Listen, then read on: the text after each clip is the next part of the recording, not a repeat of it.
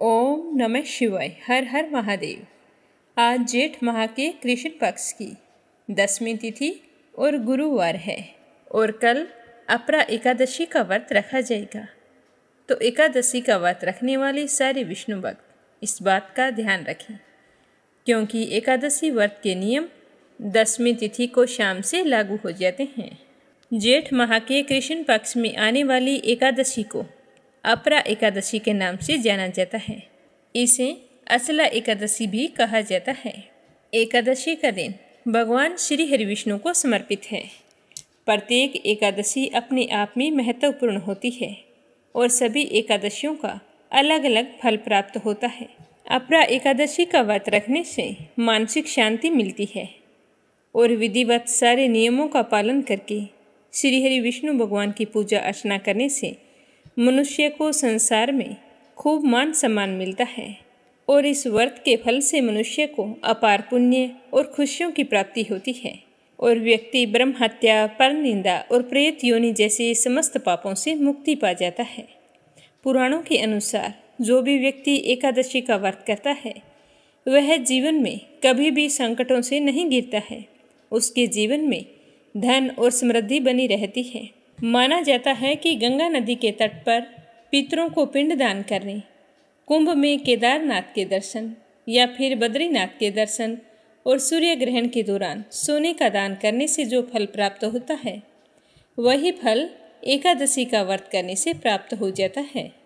इसीलिए विष्णु भक्तों को पूरे नियमानुसार एकादशी का व्रत रखकर भगवान श्री हरि विष्णु के ओम नमो भगवते वासुदेवाय मंत्र का 108 बार जाप करना चाहिए और एकादशी की कथा सुनकर आरती करनी चाहिए।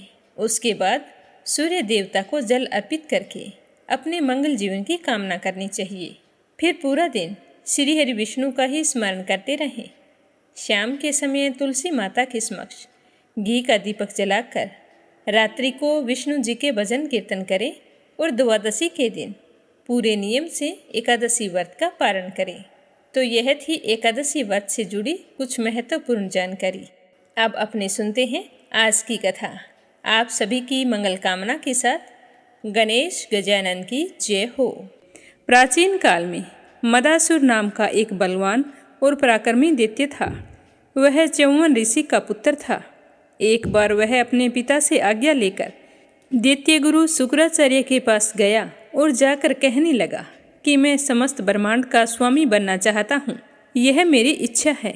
तो मदासुर की बात सुनकर शुक्राचार्य ने मदासुर को अपना शिष्य बना लिया और शक्ति के एकाक्षरी मंत्र की विधि पूर्वक दीक्षा दी। दीक्षा लेकर मदासुर वन में चला गया और कई वर्षों तक कठोर तपस्या करता रहा। वह तपस्या में इस तरह लीन हो गया कि तपस्या के दौरान चींटियों और दीमक ने उसके शरीर पर बांबियां बना ली और उसके चारों ओर वृक्षों का घना जंगल उग आया। ऐसी विकट तपस्या से माँ आदि शक्ति प्रसन्न हुई और उसे निरोगी एवं समस्त ब्रह्मांड का राजा बनने का वरदान दे दिया।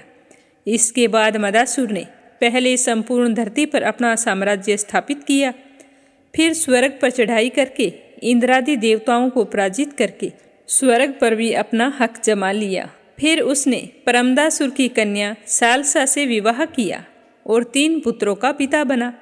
अंत में उसने भगवान शिव को भी पराजित करके सब तरफ असुरों का शासन स्थापित कर लिया। इसके चलते पृथ्वी पर समस्त धर्म कर्म लुप्त हो गए। चारों ओर हाहाकार मच गया। सारे देवता और मुनि बुरी तरह से दुखी हो गए। उनके दुखों का कोई अंत और ठिकाना नहीं था। इस दुविधा से चिंतित देवता सनत कुमार के पास गए और असुर के विनाश और धर्म स्थापना का उपाय पूछने लगे। तो सनत कुमार ने सबको श्रद्धापूर्वक भगवान एक दंत की उपासना करने के लिए कहा। तो उनकी सलाह मानकर समस्त देवगण एक दंत की उपासना करने लगे। 100 वर्ष तक कठिन तपस्या करने के बाद मूषक पर भगवान एक दंत के रूप में प्रकट हुए और कहा कि देवताओं, मैं तुम्हारी भक्ति और श्रद्धा से बड़ा ही प्रसन्न हूँ। तुम मुझसे कोई वरदान मांगो। तो यह सुनकर सारे देवता बड़े ही प्रसन्न हुए और एक दंत गणेश जी को प्रणाम करके कहने लगे कि हमें मदासुर के प्रकोप से मुक्ति दिलाइए। तो एक दंत ने उनका मनोरथ पूरा करने के लिए आशीर्वाद दिया। जब यह खबर नारद जी को लगी तो देवऋषि नारद ने मदासुर को सूचना दे दी कि देवताओं को निर्भय करने के लिए तुम्हारे प्राण हरने के लिए आ रहे हैं।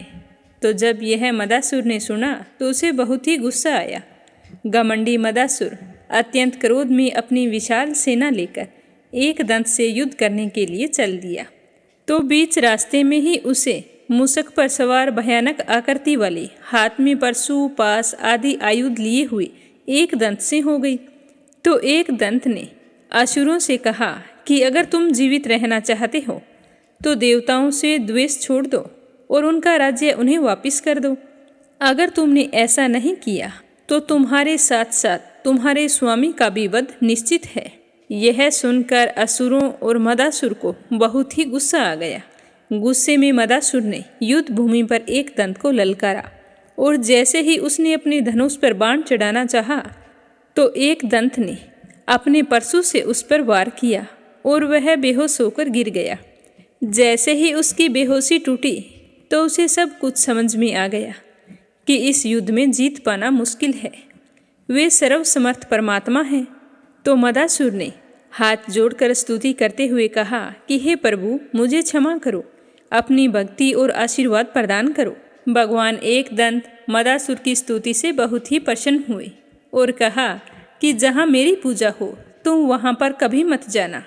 इसके बाद मदासुर पाताल लोक में रहने के लिए चला गया और देवता भी बहुत ही प्रसन्न हुए और एक दंत की स्तुति करके अपने अपने लोक चले गए। हे गणेश भगवान, जिस तरह आपने एक दंत अवतार लेकर देवताओं की रक्षा की, उसी तरह सभी की रक्षा करना। जो भी आपकी पूजा करके इस कथा को श्रद्धा भाव से सुने उसको हर जगह विजय प्राप्त हो। बोलो गणेश जी भगवान की जय हो। आज 10वीं तिथि है तो एक कथा अपने दशा माता की सुनेंगे। बोलो दशा माता की जय हो। पुराने समय की बात है। एक गांव में एक ब्राह्मण नित्य भिक्षा मांगकर अपना जीवन यापन करता था। वह बहुत ही गरीब था। घर का गुजर बसर करने के लिए उसकी आजीविका का एकमात्र साधन यही था। वह एक गांव जाता तब भी उसे एक सेर बाजरी मिलती। अगर वह 4 गांव जाता तो भी उसे एक सेर बाजरी मिलती। तो ऐसा करते करते कई साल बीत गए। एक दिन ब्राह्मणी कहने लगी कि स्वामी, आप एक गांव जाते हैं तब भी एक सेर बाजरी लाते हैं और 4 गांव जाते हैं तो ही एक सेर बाजरी लाते हैं। ऐसे कैसे काम चलेगा? अब तो हमारे बच्चे भी बड़े हो रहे हैं। आप कोई और काम करिए। भिक्षा से आगे भी कोई काम है, कोई नया काम शुरू कीजिए। तो ब्राह्मण को अपनी पत्नी की बात सही लगी। वह कहने लगा कि तुम ठीक कह रही हो, कल मुझे सुबह जल्दी खाना बना देना, मैं कोई काम की तलाश में जाऊंगा। तो दूसरे दिन ब्राह्मण जल्दी उठा, उठकर स्नान किया। उसकी पत्नी ने उसके साथ खाना बनाकर बांध दिया। ब्राह्मण बहुत ही जल्दी घर से निकल गया। चलते चलते वह जंगल में पहुंच गया और वह थक चुका था। तभी वहां उसे एक मंदिर दिखाई दिया। तो मंदिर के आगे पीपल का पेड़ था। वह उसके नीचे बैठकर आराम करने लगा। कुछ देर विश्राम करके भोजन किया।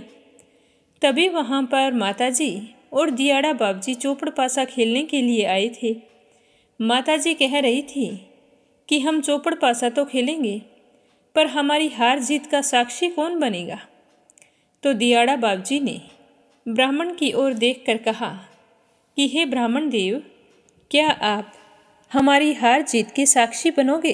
तो ब्राह्मण कहने लगा कि हाँ हाँ, क्यों नहीं, मैं हार जीत का फैसला जरूर करूँगा। और फिर ब्राह्मण ध्यान मगन होकर खेल देखने लगा। खेल देखते देखते सोचने लगा कि माताजी ने इतने सारे गहने पहन रखे हैं, अगर मैंने इन्हें जिता दिया तो ये तो मुझे कुछ ना कुछ जरूर देगी, अतः मुझे माताजी को ही जिताना चाहिए। और दियाड़ा बाबूजी के पास तो देने के लिए कुछ नहीं है, तो उन्हें जिताने का मुझे तो कोई फ़ायदा नहीं होगा। तो जैसे ही खेल खत्म हुआ और ब्राह्मण से पूछा कि बताओ भाई, कौन जीता? तो ब्राह्मण कहने लगा कि माताजी जीती हैं। तो यह सुनकर माताजी बहुत ही प्रसन्न हुई और ब्राह्मण को अपनी अंगुली से निकालकर सोने की मुंदड़ी दे दी। ब्राह्मण सोचने लगा कि अब आगे काम तलाशने का तो क्या फ़ायदा, अब तो मुझे घर जाना चाहिए। इस बेशकीमती मुंदड़ी को देखकर ब्राह्मणी तो जरूर खुश हो जाएगी। तो वह चलते चलते रास्ते में उसे प्यास लग गई, तो वह एक बावड़ी पर चला गया।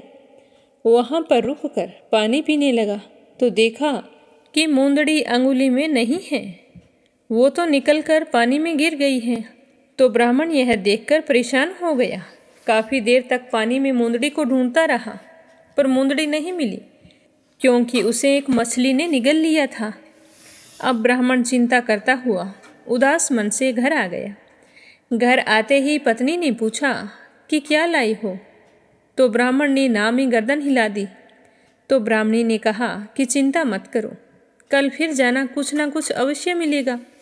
ब्राह्मणी ने कुछ नहीं कहा। वो सोचने लगी कि सारा दिन थके हारे हैं, ज़्यादा कुछ पूछूंगी तो और परेशान हो जाएंगे। तो उसने चुपचाप खाना परोस दिया। ब्राह्मण ने भोजन किया और सो गया। सुबह ब्राह्मण फिर जल्दी उठा, स्नान किया और ब्राह्मणी ने अपने पति के लिए पूरी बनाकर बांध दी। ब्राह्मण सीधा उसी मंदिर पर गया और पीपल के पेड़ के नीचे जाकर बैठ गया। वहाँ बैठकर पूड़ी खाई। वहाँ पर माताजी और दियाड़ा बाबूजी चौपड़ का खेल शुरू करने वाले थे।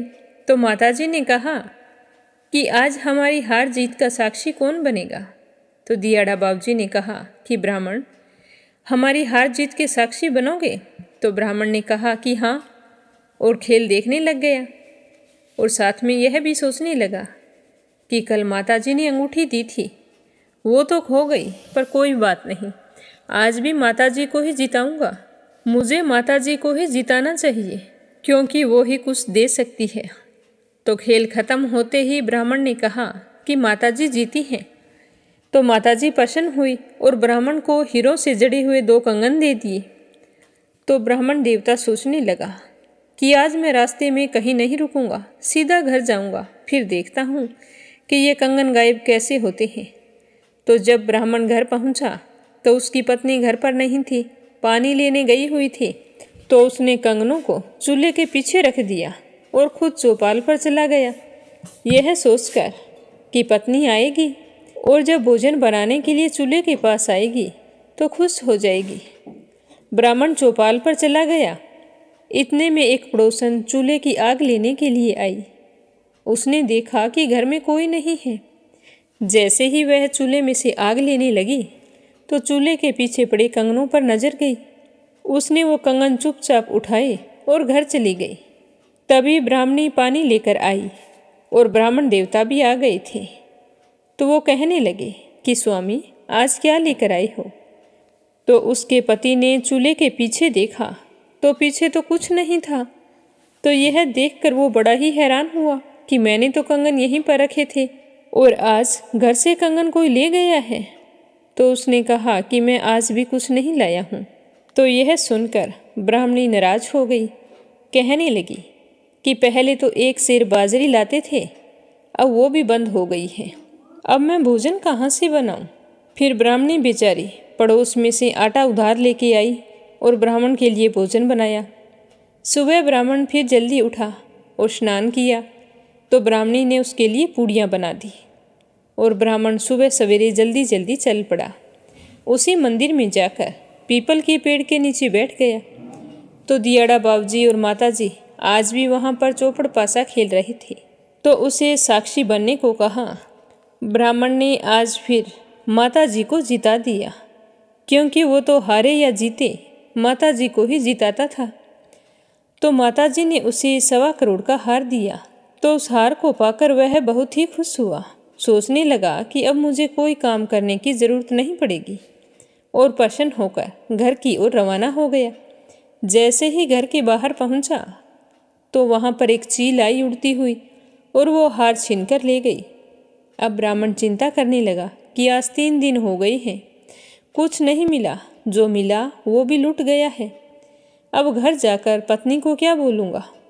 जब वह घर आया तो उसकी पत्नी ने पूछा कि आज कुछ मिला क्या। तो ब्राह्मण ने कहा कुछ नहीं मिला। तो ब्राह्मणी कहने लगी कि क्या बात है, मुझे सारी बात बताओ, तुम 3 दिन हो गए बहुत ही परेशान दिखाई देते हो। तो ब्राह्मण ने कहा कोई बात नहीं, तो ब्राह्मणी के बार बार जिद करने पर ब्राह्मण ने वो सारी बात बता दी कि एक मंदिर के पास माताजी और दियाड़ा बाबूजी चौपड़ पासा खेलते हैं और वो मुझे अपना साक्षी बनाते हैं, पर मैं चाहे कोई हारे कोई जीते, पर मैं तो माताजी को ही जीता देता हूँ, क्योंकि माताजी ने बेशकीमती जवाहरात पहने हुए हैं और दियाड़ा बाबूजी के पास कुछ नहीं है। तो उनकी जीत बताने पर उन्होंने मुझे खुश होकर एक बार मुंदड़ी दी, सोने के कंगन दिए, 1.25 करोड़ का हार दिया। इस तरह सारी बात पत्नी को बताई तो पत्नी ने कहा कि आप कल फिर जाना और दियाड़ा बाबूजी को जिताना, क्योंकि मनुष्य को साक्षी बनकर धर्म का रास्ता अपनाना चाहिए, ना कि अपने स्वार्थ के लिए झूठ बोलना चाहिए। तो इस तरह समझा बुझाकर उसने अपने पति को अगले दिन फिर भेज दिया। जब वो वहाँ जाकर बैठा और माताजी और दियाड़ा बाबूजी का खेल खत्म हुआ तो ना चाहते हुए भी ब्राह्मण ने दियाड़ा बाबूजी को जिता दिया। तो यह सुनकर दियाड़ा बाबूजी कहने लगे कि ब्राह्मण, आज तो तेरे फैसले में चूक हो गई है। तो ब्राह्मण कहने लगा कि नहीं बाबूजी, चूक तो मुझे इतने दिनों तक हो रही थी, आज तो आप ही जीते हैं। तब दियाड़ा बाबूजी ने 1 टक्का ब्राह्मण को दे दिया। ब्राह्मण सोचने लगा कि इस टक्के से कुछ नहीं आएगा और वह उदास मन से अपने घर को लौट आया। घर आकर एक कोने में टक्का रखकर घर के पास एक मंदिर था, उसमें जाकर बैठ गया। थोड़ी देर बाद ब्राह्मणी घर आई तो देखती है कि चील उसकी आंखों के सामने ही 1.25 करोड़ का हार गिराकर वापिस उड़ गई। तभी पड़ोसन आती है और कहती है कि बहन, ये लो तुम्हारे सोने के कंगन, मैंने तो मजाक करने के लिए उठा लिए थे, पर तुमने तो वापस मांगे ही नहीं। तो ब्राह्मणी ने कंगन ले लिए और फिर जब ब्राह्मण मंदिर में बैठा था तभी वहाँ पर एक मछुआरा आता है और मंदिर में अंगूठी रखकर जाने लगता है। तो ब्राह्मण उससे पूछता है कि तुमने ये अंगूठी यहाँ पर क्यों रखी? तो वो कहने लगा कि मैं मछलियाँ बेचकर अपना पेट पालता हूँ और ये मुंदड़ी मुझे मछली के पेट से मिली है, इस पर मेरा कोई हक नहीं है और ना ही मुझे इसके स्वामी का पता है, तो मैंने सोचा कि इसे मंदिर में अर्पण कर देता हूँ। तो ब्राह्मण बहुत ही खुश हुआ क्योंकि उसने उस मुंदड़ी को पहचान लिया था और फिर उसने उस मुंदड़ी को भगवान को प्रणाम करके वहाँ से उठाया और जल्दी जल्दी अपने घर आ गया। इससे पहले उसकी पत्नी ने कंगन बेचकर बहुत सारा खाने पीने का सामान ले आई, लापसी चावल बनाकर बच्चों को भोजन करवा रही थी। तभी ब्राह्मण देवता घर जाते हैं और यह देखकर हैरान हो जाते हैं कि जिस कोने में दियाड़ा बाबूजी का दिया हुआ जो टक्का रखा था वहाँ तो हीरे मोती जगमग कर रहे हैं। तो ब्राह्मण को घर आया देखकर उसकी पत्नी कहती है कि स्वामी देखो, आज दियाड़ा बाबूजी और माता रानी की कृपा से हमारे घर में तो अन्न धन के भंडार भर गए हैं। फिर ब्राह्मण और ब्राह्मणी दोनों ने परिवार सहित दियाड़ा बाबूजी व दशा माता का पूजन करके धन्यवाद दिया और सुखपूर्वक रहने लगे। हे दशा माता, हे दियाड़ा बाबूजी, जैसे आपने ब्राह्मण ब्राह्मणी के अन्न धन के भंडार भरे वैसे सबके भरना, सुख सौभाग्य का वास करना, मन की मनोकामना पूर्ण करना। प्रेम से बोलो दशा माता की जय हो। अब अपने सुनते हैं भगवान श्री हरि विष्णु की कहानी। विष्णु भगवान ने मनुष्य को कष्टों और संकटों से मुक्ति पाने के लिए अच्छे कर्म करने की सलाह दी है, क्योंकि मनुष्य के कर्म ही हैं जो लौट कर आते हैं। विष्णु जी के अनुसार व्यक्ति के कर्म ही मनुष्य के भविष्य का निर्धारण करते हैं। अगर कोई व्यक्ति अपने भाग्य भरोसे बैठा रहे तो उसका उद्धार होना संभव नहीं होता। तो आज इससे जुड़ी हुई एक खास कथा आज अपने सुनेंगे जो शास्त्रों में वर्णित है। तो प्रेम से बोलो विष्णु भगवान की जय हो। पौराणिक कथा के अनुसार एक बार देवऋषि नारद बैकुंठ धाम को गए। वहां नारद जी ने श्री हरि से कहा कि हे भगवान, अब पृथ्वी पर आपका प्रभाव कम हो रहा है। जो लोग धर्म के रास्ते पर चल रहे हैं उनका भला नहीं हो रहा, उन्हें अच्छा फल प्राप्त नहीं हो रहा है। जो अच्छे कर्म करते हैं वो हमेशा ही परेशान रहते हैं और जो लोग पाप कर रहे हैं उनका भला हो रहा है। फिर आपकी पूजा पाठ और तपस्या का क्या फायदा है? तो नारद जी की बात सुनकर विष्णु भगवान कहने लगे कि देवऋषि नारद, ऐसी कोई बात नहीं है। सब कुछ नियति के हिसाब से हो रहा है और यही उचित है। तुम्हें कैसे लगा कि मेरा प्रभाव धरती पर कम हो गया है? आपको यह कैसे लगा? कोई वजह तो बताओ। तो विष्णु जी की बात सुनकर नारद जी कहने लगे कि प्रभु, मैंने स्वयं अपनी आंखों से देखा है कि पापियों को अच्छा फल प्राप्त हो रहा है, वहीं धर्म के रास्ते पर चलने वालों को बुरा फल प्राप्त हो रहा है। एक दिन की बात है कि मैं एक जंगल से गुजर रहा था। तभी एक गाय दलदल में फंसी हुई थी। कोई भी व्यक्ति उसे बचाने नहीं आ रहा था।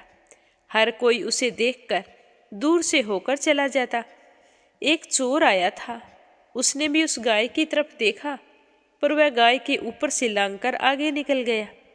जैसे ही वह चोर आगे गया तो उसे सोने की मोहरों से भरी हुई एक थैली रास्ते में मिली, जिसे उठाकर वह बड़ा ही खुश हुआ और कहने लगा कि अब मुझे चोरी नहीं करनी पड़ेगी।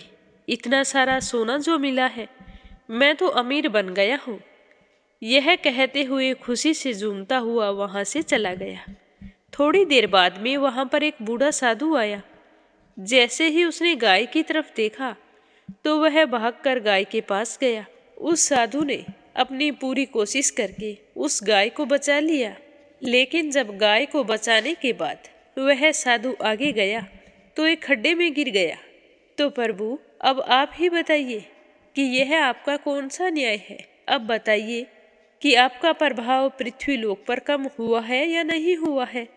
तो देव ऋषि नारद की बात सुनकर श्री हरि कहने लगे कि जो चोर था, गाय को लांघकर भाग गया था, उसकी किस्मत में एक बहुत बड़ा खजाना था। लेकिन गाय को अनदेखा करके जाना एक तरह का पाप था और उसी पाप के कारण उसे वह खजाना नहीं मिला। सिर्फ थोड़ी सी मुहरें मिली, पर उसे क्या पता कि उसकी किस्मत में खजाना लिखा था। और दूसरा जो साधु जिसने गाय की सहायता की थी, उस साधु के भाग्य में मृत्यु लिखी थी, लेकिन गाय को बचाने के पुण्य से उसकी मृत्यु एक छोटी सी चोट में बदल गई। इसीलिए वो व्यक्ति खड्डे में जा गिरा और मृत्यु से बच गया। तो हे नारद जी, इंसान का भाग्य उसके कर्मों से तय होता है। सत्कर्मों का प्रभाव व्यक्ति के हर दुख को कम कर देता है और वही गलत कर्म व्यक्ति को बुरा प्रभाव देते हैं। तो भगवान श्री हरि की बात सुनकर देव ऋषि नारद कहने लगे कि हे प्रभु, मुझे आपको समझने में गलती हो गई। आपका प्रभाव तो आज भी पृथ्वी लोक पर उतना ही है जितना पहले था। इसीलिए हर मनुष्य को अपने जीवन में अच्छे कर्म करने चाहिए, क्योंकि मनुष्य के कर्म देर सवेर हमेशा लौट कर आते हैं। जब महाभारत का युद्ध समाप्त हुआ था तो उसके बाद श्री कृष्ण पांडवों सहित महाराज धृतराष्ट्र से मिलने के लिए जाते हैं। उनसे मुलाकात करने के बाद जब श्री कृष्ण और पांडव वापस जाने लगते हैं तो धृतराष्ट्र श्री कृष्ण भगवान को रोक लेते हैं और कहते हैं कि हे माधव, अपने 100 पुत्रों की मृत्यु से मैं बहुत ही दुखी हूँ। इसीलिए जो दिव्य दृष्टि महर्षि व्यास जी ने मेरे सारथी संजय को दी थी, उससे मैंने अपने पिछले 72 जन्मों तक के सारे कर्म देख लिए हैं।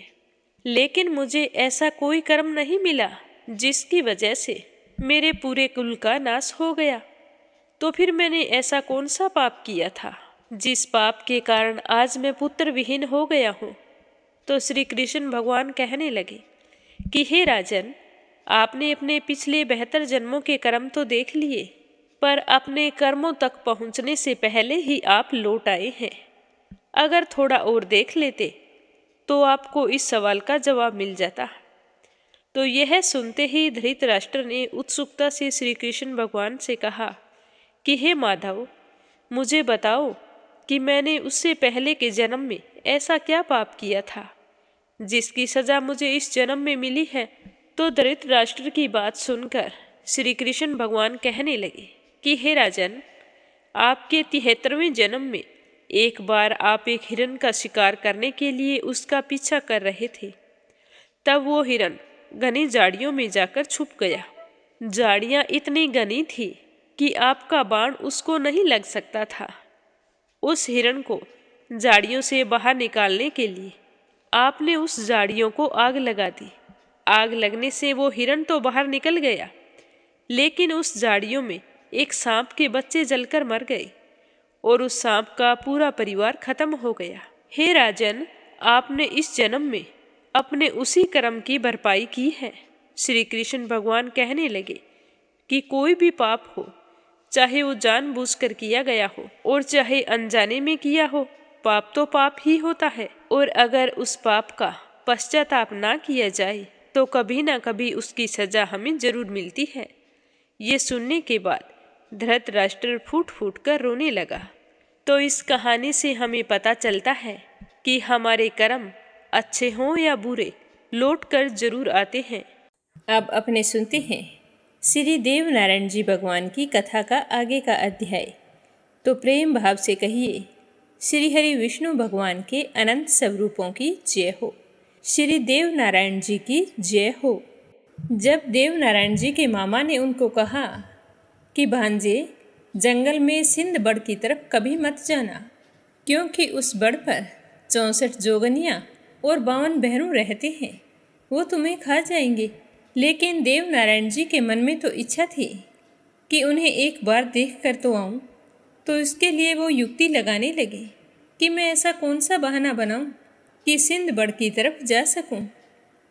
तो 2-3 दिन बाद देव नारायण जी जंगल में बकरियां चराने चले जाते हैं। जो उनके साथ गए होते हैं उनको बहाना बनाकर वापस गांव भेज देते हैं और स्वयं बकरियों को लेकर सिंध बड़ की ओर चले जाते हैं। सिंध बड़ के पास पहुंचकर जोगनियों और बहरों को आवाज़ लगाते हैं और कहते हैं कि मैं तो यहाँ पर सो रहा हूँ, तुम सारे के सारे मेरी बकरियों को चराओ। मेरे जागने पर एक भी बकरी कम पड़ी तो मैं तुम्हारी आंतें बाहर निकाल लूँगा।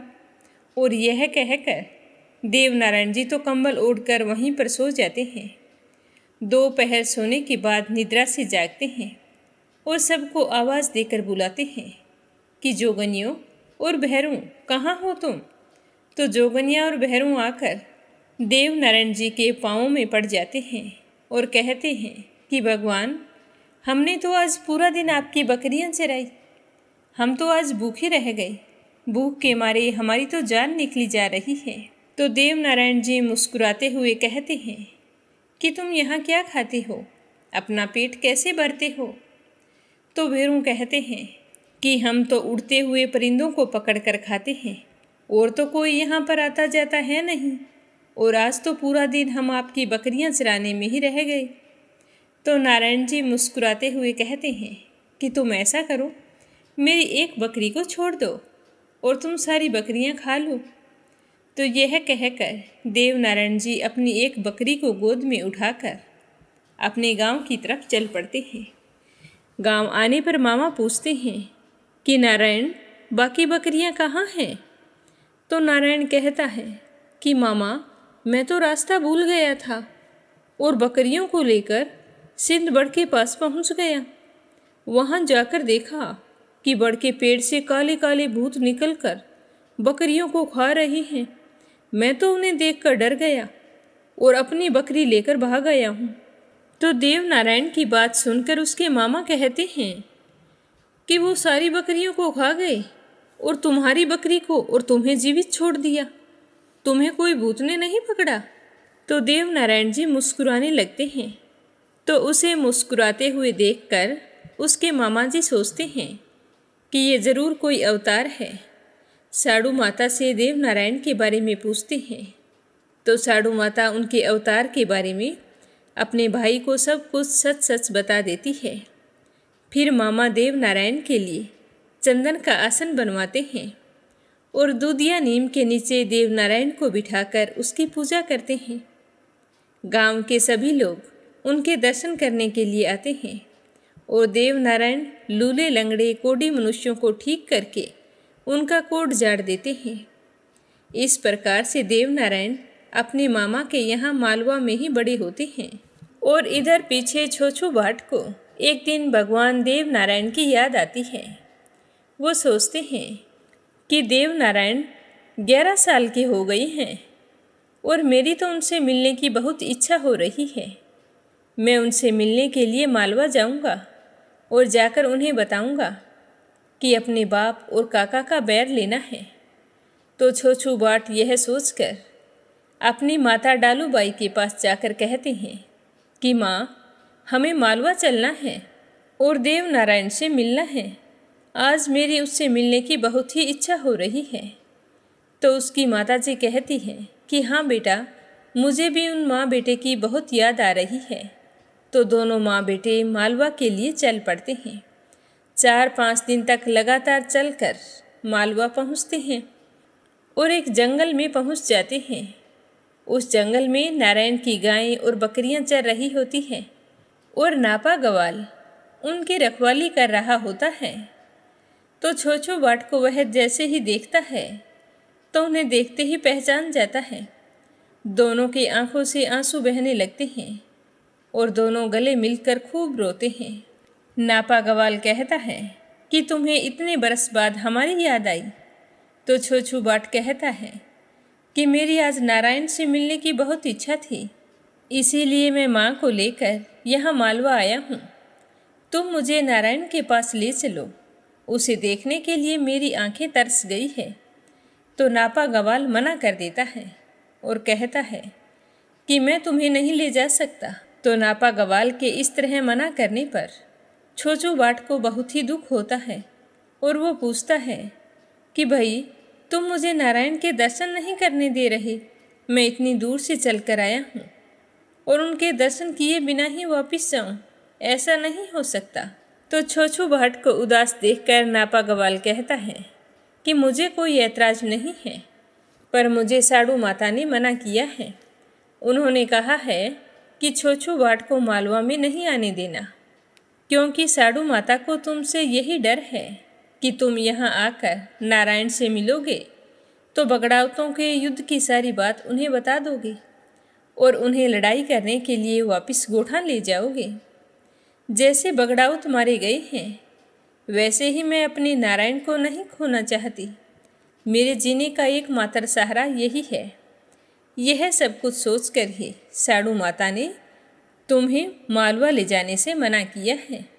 तो छोछू बाट नापा गवाल की बात सुनकर कहता है कि मैं मेवाड़ की धरा से नारायण के दर्शन के लिए यहाँ चल कर आया हूँ, और अगर मुझे नारायण के दर्शन नहीं होंगे तो मैं और मेरी माँ यहीं पर अपने प्राण त्याग देंगे।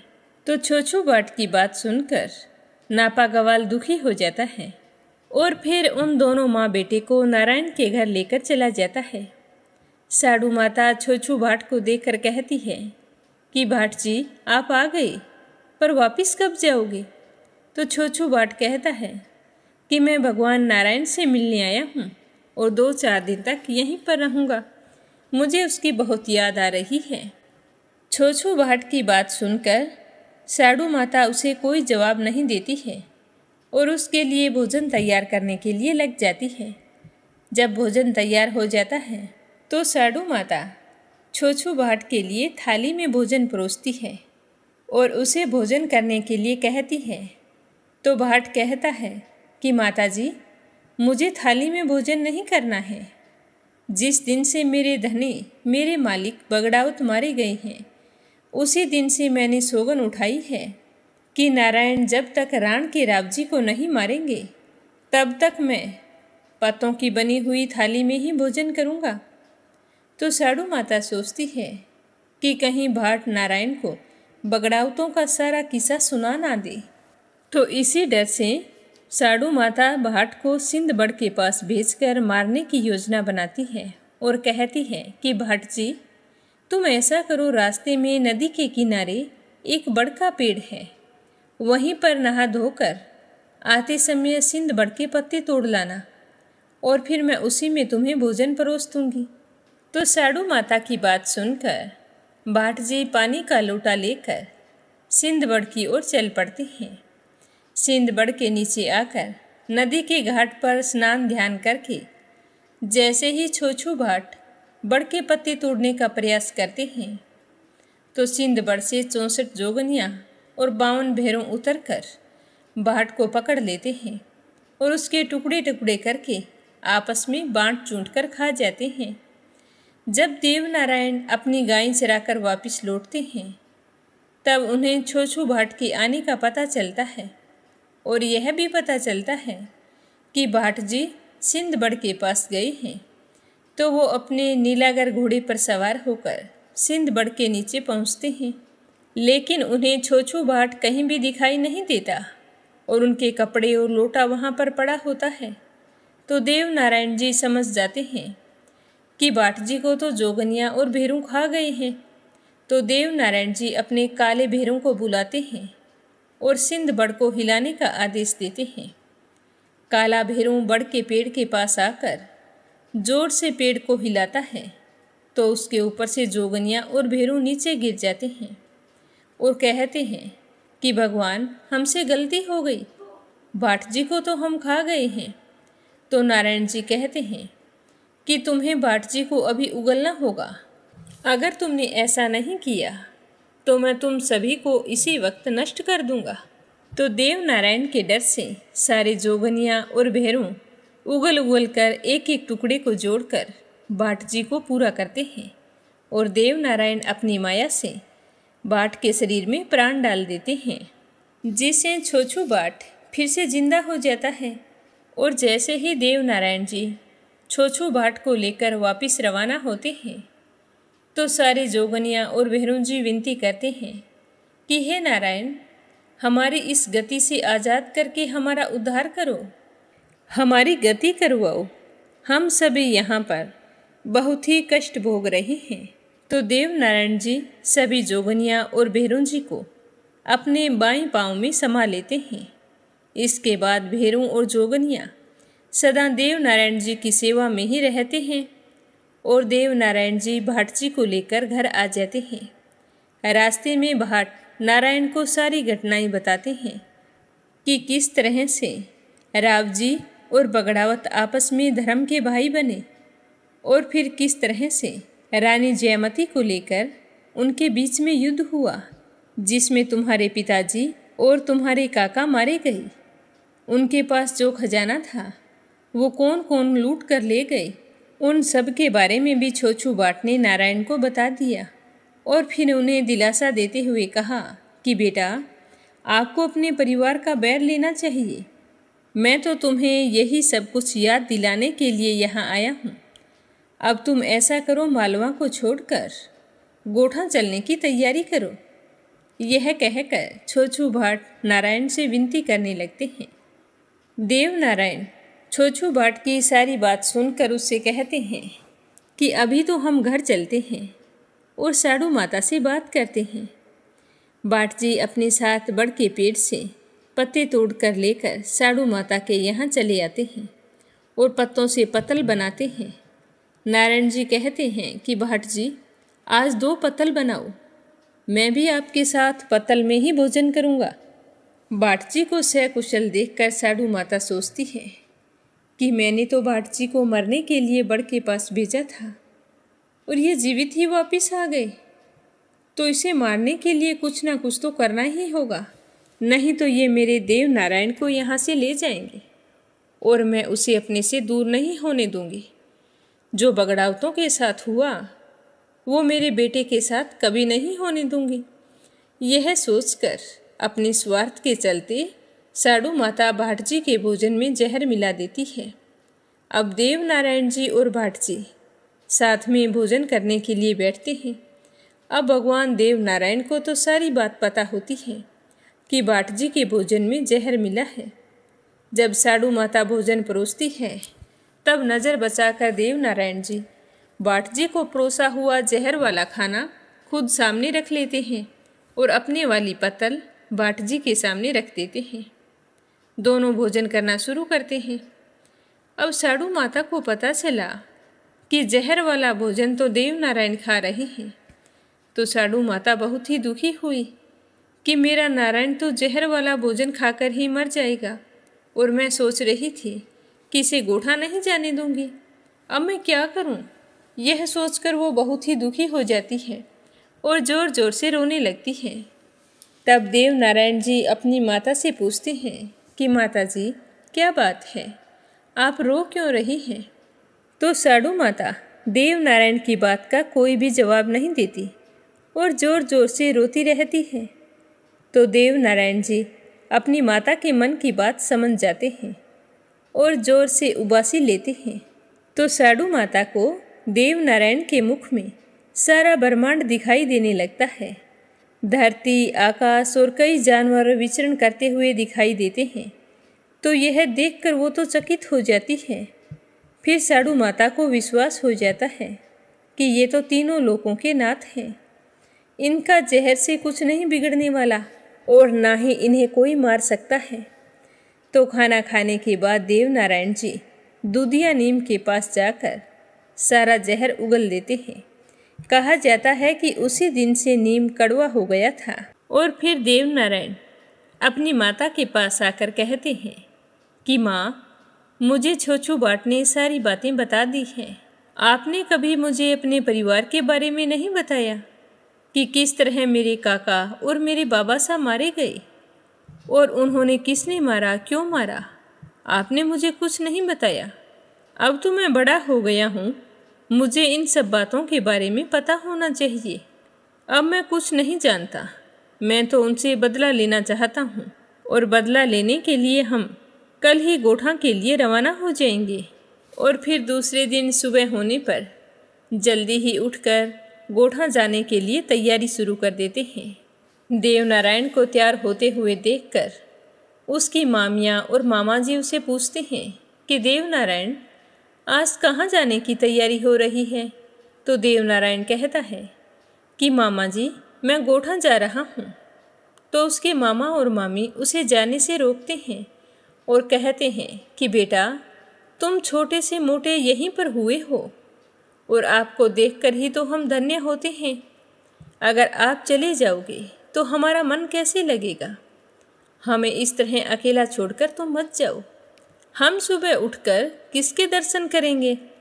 तो देव नारायण अपने मामा मामी की बात सुनकर छोछू भाट को बुलाकर कहता है कि तुम जल्दी से छिंपा के यहाँ जाओ और उनसे बोलो कि हमारी तस्वीर छाप कर दे, उसके बाद ही हम यहाँ से जाएंगे। तो देव नारायण की बात सुनकर छोछू भाट छिंपा के घर जाकर चित्रकार से देव नारायण का चित्र छपवा कर लाते हैं और नारायण को देते हैं। तो नारायण अपनी मामियों को अपना चित्र देकर कहते हैं कि मामी, आप रोज़ाना मेरे इस चित्र को देखकर मुझे याद कर लेना। तो देव नारायण की इस तरह की फिक्र देखकर उसके मामा मामी की आंखों में आंसू बह चलते हैं। लेकिन देव नारायण को तो गोठा जाना था, उन्होंने पूरी तैयारी कर ली थी। तो वे उन सबको भरोसा दिलाकर कहते हैं कि मैं फिर आऊँगा।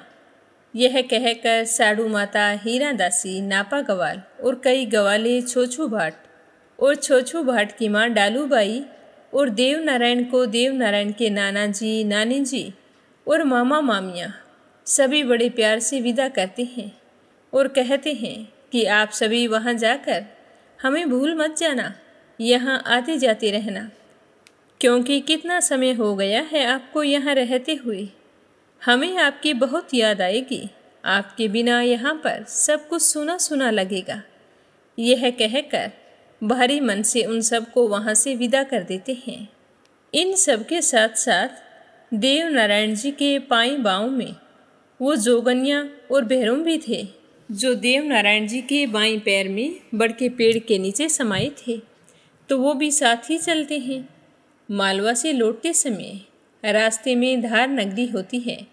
धार नगरी में एक सूखा हुआ बाग होता है। देव नारायण का काफिला वहीं पर रुकता है और सभी वहीं पर बैठकर विश्राम करते हैं। जैसे ही देव नारायण उस बाग में अपना कदम रखते हैं तो वह बाग हरा भरा हो जाता है। फिर देव नारायण जी वहीं पर विश्राम करते हैं। उस बाग में धार नगरी की राजकुमारी पीपल दे अपनी सखियों के साथ देवी के मंदिर में पूजा करने के लिए आती है। उस राजकुमारी के सिर पर सींग होता है और उसके सारे शरीर में कोढ़ होता है। वह रोज इस बाग में देवी की पूजा करने के लिए आया करती थी। आज जब आई तो उसने देखा कि ये बाग तो कब का सूखा हुआ था और आज एकदम से हरा भरा कैसे हो गया? तो राजकुमारी पीपल देवी की पूजा करके बाग में इधर उधर घूमने लगी तो उन्होंने देखा कि एक जगह देव नारायण जी के डेरे लगे हुए हैं। तो राजकुमारी उन्हें देखकर सोचती है कि ये कोई सिद्ध पुरुष हैं जो बाग में आकर रुके हैं और उनके आने से ही बाग हरा भरा हो गया है। वह उनके दर्शन करने के लिए जाती है। जैसे ही देव नारायण की दृष्टि पीपल देव पर पड़ती है तो उसी समय राजकुमारी के माथे का सींग टूटकर नीचे गिर जाता है और उसके शरीर से सारा कोढ़ नष्ट हो जाता है और वह बहुत ही सुंदर और खूबसूरत हो जाती है। यह चमत्कार देखकर पीपल देव बहुत ही खुश होती है और देव नारायण के चरणों में गिर पड़ती है। उस समय राजकुमारी पीपल देव को अपने पिछले जन्म की सारी बात याद आ जाती है कि नारायण के कहने से ही मैंने बगड़ाउतों का संहार किया और मुंडमाला धारण की थी और नेतों ने मुझे श्राप दिया था कि मेरे माथे पर सींग होगा, मैं कोढ़ी और लूली लंगड़ी होकर धार में जन्म लूँगी और भगवान विष्णु देव नारायण का अवतार लेंगे और जब उनकी दृष्टि मुझ पर पड़ेगी तभी मुझे श्राप से मुक्ति मिलेगी। पूर्व जन्म का आभास होने पर उसे याद आता है कि मेरा विवाह भी इन्हीं के साथ होने वाला है। तो वह बहुत ही खुश होती है और फिर अपनी कावरी हथनी पर सवार होकर बधावा गीत गाती हुई राजा के दरबार में आती है। तो जैसे ही राजा जय सिंह की नज़र अपनी राजकुमारी पर पड़ती है तो वो देखते हैं कि इसके माथे का सींग भी गायब है और शरीर से सारा कोढ़ भी जड़ गया है। यह चमत्कार कैसे हुआ है? तो वो अपनी राजकुमारी से पूछते हैं कि यह चमत्कार कैसे हुआ और तुम ये बधावा गीत किसके लिए गा रही हो? तो पीपल दे कहती है कि तीनों लोकों के नाथ देव नारायण जी ने अवतार लिया है और उन्होंने ही मेरा कोढ़ ठीक किया है, मेरी सारी बीमारी दूर कर दी है। उन्हीं के लिए मैं आज गीत गा रही हूँ। इसे आगे अब आपको करना है, मेरा विवाह देव नारायण के साथ करवाना है। तो राजकुमारी पीपल दे की बात सुनकर राजा जय सिंह देव नारायण की जात पात का पता करवाते हैं और फिर कहते हैं कि ये विवाह नहीं हो सकता क्योंकि देव नारायण हमारे बराबर के नहीं हैं। तो अपने पिताजी के मुख से इस तरह के वचन सुनकर पीपल देव बहुत ही निराश हो जाती है और वह अपने पिताजी से विवाह के लिए जिद करती है, अंजल छोड़ देती है। तो विवश होकर राजा एक तरकीब निकालते हैं और सोचते हैं कि क्यों न देव नारायण को गढ़ गाजना भेज देता हूँ। वहाँ एक राक्षस राजा रहता है जो इन्हें मार देगा, जिससे मुझे अपनी राजकुमारी का विवाह इनके साथ नहीं करना पड़ेगा। और उनकी मौत की खबर सुनने के बाद पीपल देव भी अपना जिद छोड़ देंगी। तो यह सोचकर राजा जय सिंह देव नारायण को पत्र लिखते हैं और कहते हैं कि हमारी राजकुमारी तुमसे विवाह करना चाहती है, लेकिन हमारी एक शर्त है कि धार नगरी के बड़े किवाड़ थे, वो गढ़ गाजना का राजा राक्षस ले गया है। अगर तुम वो वापस लाकर दे सकते हो तो मैं अपनी राजकुमारी का विवाह आपके साथ करवा सकता हूँ। और जहाँ बाग में देव नारायण जी रुके हुए थे वहाँ से साड़ू माता की घोड़ी को भी राक्षस चोरी करके ले गई। जब इस बात का पता देव नारायण को चलता है और साथ ही देव नारायण धार के राजा जय सिंह का पत्र भी पढ़ते हैं तो देव नारायण सोचते हैं कि चलो अच्छा हुआ, एक ही साथ दोनों काम निपट आऊँगा। यह सोचकर देव नारायण जी भैरू जी को पहरे पर लगा देते हैं और कहते हैं कि तुम यहाँ पर सबका ख्याल रखना और स्वयं नीलागर घोड़े पर सवार होकर गढ़ गाजने से धार के किवाड़ और साड़ू माता की घोड़ी लेने के लिए चल पड़ते हैं। क्या देव नारायण भगवान अपनी माता की घोड़ी और गढ़ गाजने के किवाड़ लाने में सफल हो जाते हैं? यह अपने सुनेंगे कल के अध्याय में। प्रेम भाव से सुनने के लिए आप सभी श्रोताओं का बहुत बहुत धन्यवाद। बोलो श्री हरि विष्णु भगवान के अनंत स्वरूपों की जय हो। देव नारायण भगवान की जय हो। अब अपने सुनते हैं लपसी और तपसी की कहानी। बोलो लपसी तपसी की जय हो। बहुत पुराने समय की बात है। एक गांव में एक ब्राह्मण परिवार रहा करता था। उसमें पति पत्नी के अलावा उनके 2 बच्चे थे। एक बेटा था, एक बेटी थी। ब्राह्मण दंपति बहुत ही सरल स्वभाव के थे। समय मिलने पर प्रभु का स्मरण किया करते थे। उनकी बेटी बहुत ही संस्कारी और सुशील थी, लेकिन उनका बेटा आवारा किस्म का था। वह कोई काम धाम नहीं करता और ना ही कभी अपने माँ बाप का कहना मानता था। समय के साथ दोनों बहन भाई बड़े हो गए। बहन की शादी कर दी गई, पर भाई का वही हाल था। उसके माँ बाप ने उसे समझाया कि बेटा, अब हम वृद्ध हो चले हैं, तुम कोई काम किया करो, लेकिन उस पर उनकी बातों का कोई असर नहीं होता था। तो एक दिन ब्राह्मणी अपने पति से कहने लगी कि स्वामी, आप बिल्कुल काम छोड़ दीजिए। जब घर में कुछ भी नहीं होगा तो यह अपनी जिम्मेदारी समझेगा और काम पर लग जाएगा। तो ब्राह्मण ने दूसरे दिन से काम पर जाना छोड़ दिया। तो यह देखकर उनके बेटे ने कोई काम नहीं किया और चोरी करने चला गया। आते जाते राहगीरों को लूट लेता और उसी से अपने घर का गुजारा किया करता था। तो उसकी लूटने और चोरी करने की आदत से सारे गांव वाले उसे लपसी कहने लगे। तो लपसी की इस हरकत से उसके माँ बाप बहुत ही दुखी रहते थे, पर वह किसी की सुनने के लिए तैयार नहीं था। इसी तरह समय बीतता गया। एक दिन की बात है कि लपसी एक पीपल के पेड़ पर बैठा था। तभी शिव पार्वती जा रहे थे। पार्वती माता गहनों से लदी हुई थी। तो लपसी उन्हें देखकर सोचने लगा कि सूरत के कितने गहने हैं, आज ये सारे के सारे लूट लूँगा तो मुझे कई महीनों तक चोरी नहीं करनी पड़ेगी। तो वह लूटने के इरादे से पीपल की ओट में होकर बैठ गया। जैसे ही शिव पार्वती वहाँ से जाने लगे तो लपसी एकदम से शिव पार्वती के सामने आकर कहने लगा कि जल्दी से जितने सारे गहने पहन रखे हैं उतार दो। तो पार्वती माता कहने लगी कि तुम चोरी क्यों करती हो, तुम्हें पता है चोरी करना पाप है। तो लपसी कहने लगा कि क्या करूं, घर पर मेरे माँ बाप हैं, मेरी एक भांजी है, उनके लिए दोनों समय भोजन की व्यवस्था कहाँ से करूं, मुझे कोई काम तो आता नहीं है। तो लपसी की बात सुनकर पार्वती माता कहने लगी कि तुम जो चोरी करके पाप करते हो, इस पाप का भागी कौन बनेगा। तो लपसी कहने लगा कि मेरे घर वाले सारे बनेंगे। तो पार्वती माता कहने लगी कि कोई नहीं बनेगा, पाप के भागी केवल तुम बनोगे। तो लपसी कहने लगा कि मैं लूट खोस कर उन्हीं के लिए लेकर जाता हूँ, तो पाप के भागी तो उन्हें बनना ही पड़ेगा। तो लपसी की बात सुनकर पार्वती माता ने हंसकर कहा कि हम यहीं पर बैठे हैं और तुम अपने घर जाओ, अपने घर वालों से पूछो कि कोई तुम्हारे पाप का भागी बनेगा क्या। तो यह सुनकर लपसी भागा भागा अपने घर आया और अपनी माँ के पास गया और कहने लगा कि माँ, मैं चोरी करके लाता हूँ, राह चलते राहगीरों को लूटता हूँ, तुम्हारे लिए ही तो करता हूँ। तो तुम मुझे एक बात बताओ, चोरी करने से जो पाप लगता है तो आप मेरे पाप के भागी बनोगे। तो लपसी की बात सुनकर उसकी माँ कहने लगी कि बेटा, मैंने तो तुमसे नहीं कहा कि तुम चोरी करके लाओ, तुम कमा कर लाओ, हमें तो 2 वक्त की रोटी चाहिए, मैं तो तुम्हारे पाप की भागी नहीं बनूंगी।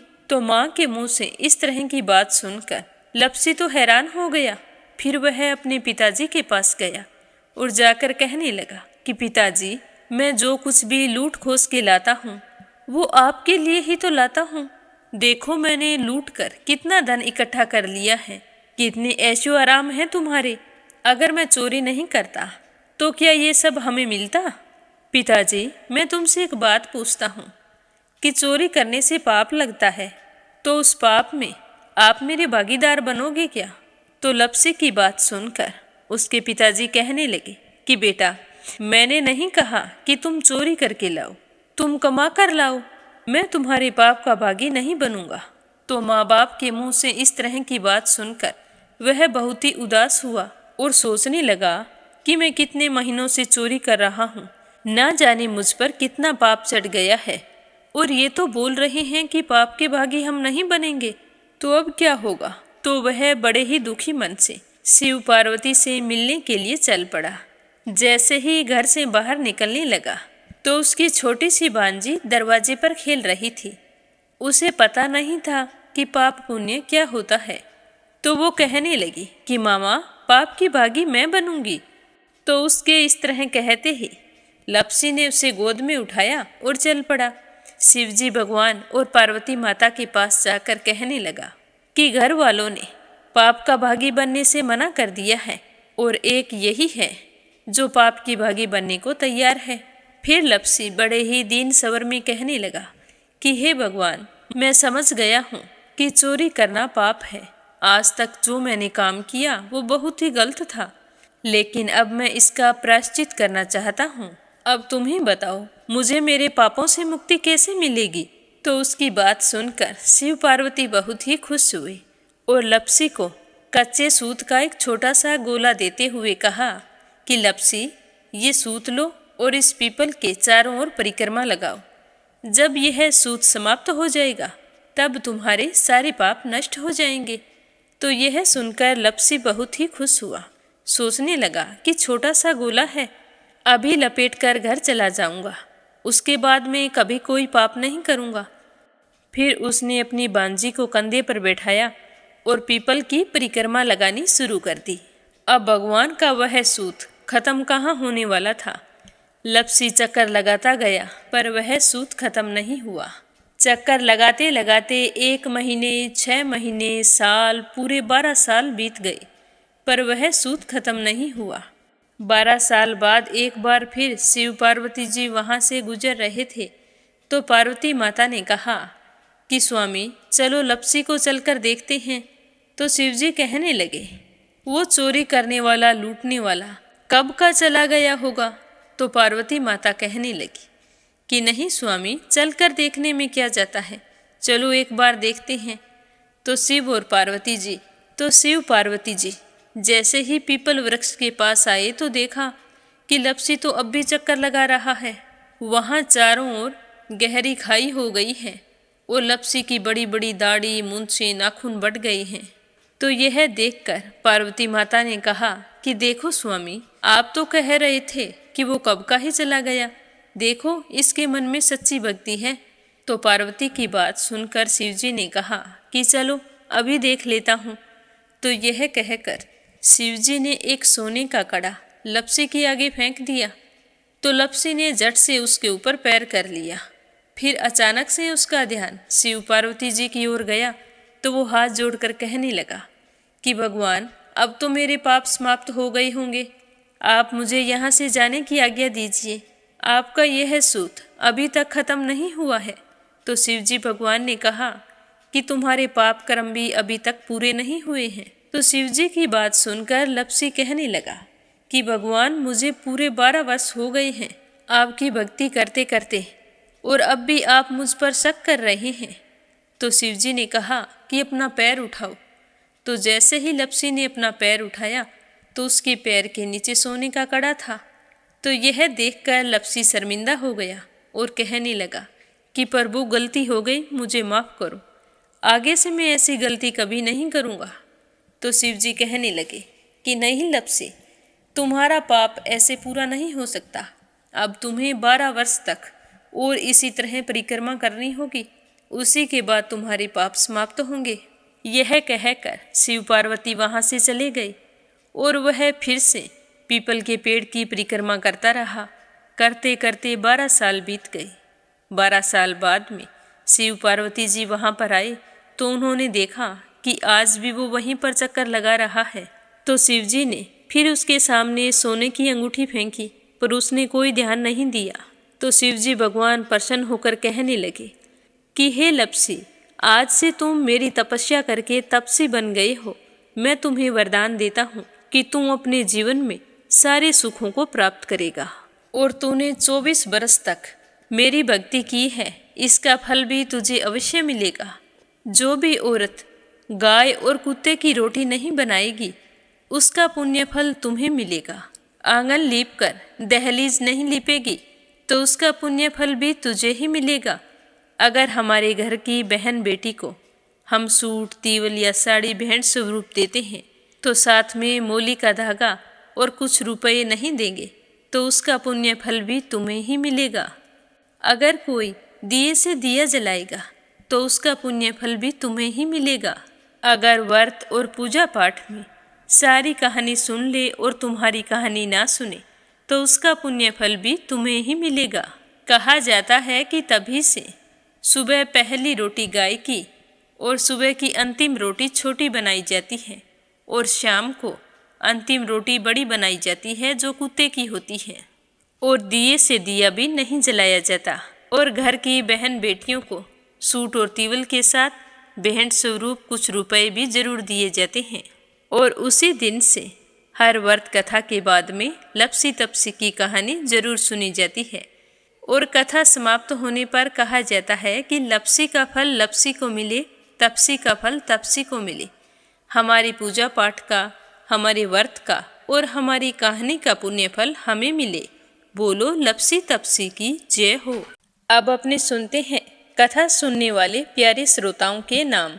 आज का पहला कमेंट आरती खैरावर अगरखर से, दूसरा है अपराजिता मीना श्रीवास्तव नेपाल से, तीसरा है संजय सोनिया हिताक्षी दीपेश मयंक हरियाणा से, बीनू मेहरा दिल्ली से, राधा रोहिला दिल्ली से, मंजुला कपूर पंजाब से, बिप्लब हांजोंग असम से, नीलम जायसवाल हैदराबाद से, सवाई सिंह भाटी, रुक्मणी शर्मा अंबाला से, श्रीमती शर्मा अलीगढ़ से, परमेश्वरी रघुवीर सिंह दिल्ली से, रिधिमा परमिला, सुरेश यादव धामतरी से, यूएन तिवारी इंदिरा तिवारी लखनऊ से, रजनी बड़ोला उत्तराखंड से, विमला नेपाल से, गोपाल नारंग ऋषिकेश से, सरला रानी करनपुर से, नीमा मठपाल रामनगर से, शीला सिन्हा मीरा श्रीवास्तव ममता श्रीवास्तव माला छम्मा जौनपुर से, श्रीचंद यादव गया बिहार से, अनिल कुमार टिहरी करनाल से, जगदीश कृष्ण संतोष सोनू लकी चित्रा मंजीत ज्योति हनी सुनीता रानी मेरठ से, गीता गोस्वामी सुनीता गोस्वामी मेरठ से, कोमल निर्मल मुंबई मीरा रोड से, सीमा जोशी रवि कुमार जोशी दिल्ली से, बीना वाशने अलीगढ़ से, संजय सैनी सुनीता सैनी शेखाड़ा से, इंदू रानी साहिबाबाद से, अंजलि शर्मा शाहदरा से, सरोज अग्रवाल जबलपुर से, रेखा धर्मेंद्र शर्मा जयपुर राजस्थान से, चंद्रकांता दिल्ली से, कमला देवी भीलवाड़ा से, सीमा सैनी मलियाना से, मीनू वालिया दिल्ली से, मंजू चौधरी भीलवाड़ा से, मीरा अग्रवाल बंगाल से, शोभा कुंवर पुरोहित अहमदाबाद से, सीमा गोयल सतपाल गोयल पानीपत से, लाजवंती अविनाश अवनी धैर्य भाव्या दिल्ली से, तारा मिश्रा राम नरेश मिश्रा शुभम मिश्रा रितेश मिश्रा गोपालगंज से, इंदिरा तिवारी शांति प्रसाद तिवारी शुभांकित दीपांकित सुरभि जया तिवारी वैभवी ऐश्वर्या तिवारी उत्तराखंड से, प्रतिभा राजपूत इंदौर दिल्ली से, बहादुर मुंबई से, राजबाला गर्ग हरियाणा से, शकुंतला पंगल भिवानी से, ललिता सिंह रायबरेली से, के लक्ष्मण दास उमरकोट से, संजीव कंसल कविता कंसल मुजफ्फरनगर से, निर्मला सिसोदिया दिल्ली से, नंदा पांडुरंग पुजारी ब्रह्मपुरी महाराष्ट्र से, निर्मला पांचाल करनाल से, उषा शर्मा सोजत सिटी से, रामवती देवी जगवीर सिंह रवि राहुल अनुज रुद्र ज्योति वंदना भावना आराध्या आन्या तोलू मोलू अविका मेरठ से, हर हर महादेव सिटी मोनिका नगर तिगांव से, उषा सेठ बनारस से, शिव कुमार शर्मा बादाम देवी शर्मा जयपुर से, कमलेश भल्ला जम्मू से, बीना कालरा आगरा से, शशि वर्मा, अंजलि वर्मा, करण वर्मा पंजाब से, शांताबेन वाघेला गुजरात के मंडल से, सुदेश नागपाल करनाल से, विमला कालका से, सावित्री ईश्वरलाल रामचंदानी गाजियाबाद से, क्षमा परतुल वडोदरा से, जाह्नवी मिश्रा, राधिका मिश्रा, सचिन मिश्रा, माधवी मिश्रा, सीता मिश्रा, गौरी मिश्रा बाराबंकी से, श्रीमती कमलेश जबलपुर से, पूजा पाठक उत्तराखंड देहरादून कोशानी से, देवी सिंह, कार्तिक, पायल, सौम्या कुमार रघुवंशी गजबा सोदा से, प्रमोद यादव साहू हिमाचल प्रदेश से, सुमन साहा उत्तराखंड हल्द्वानी से, श्याम कुमारी वैश्य बाराबंकी से, छाया श्रीवास्तव अशोक कुमार जी भटनागर भोपाल मध्य प्रदेश से, कमलेश लाल रुड़की से, स्मिता सीताराम गायकवाड़ महाराष्ट्र से। सभी श्रोताओं का तहे दिल से धन्यवाद। आप अपना साथ और सहयोग हमेशा यूं ही बनाए रखें ताकि हमारा ये मीरा भक्ति स्टोरीज परिवार कामयाबी की उन ऊंचाइयों को छुए जिनकी हम अभिलाषा रखते हैं। आप सभी की मंगल कामना के साथ ओम नमः शिवाय। हर हर महादेव।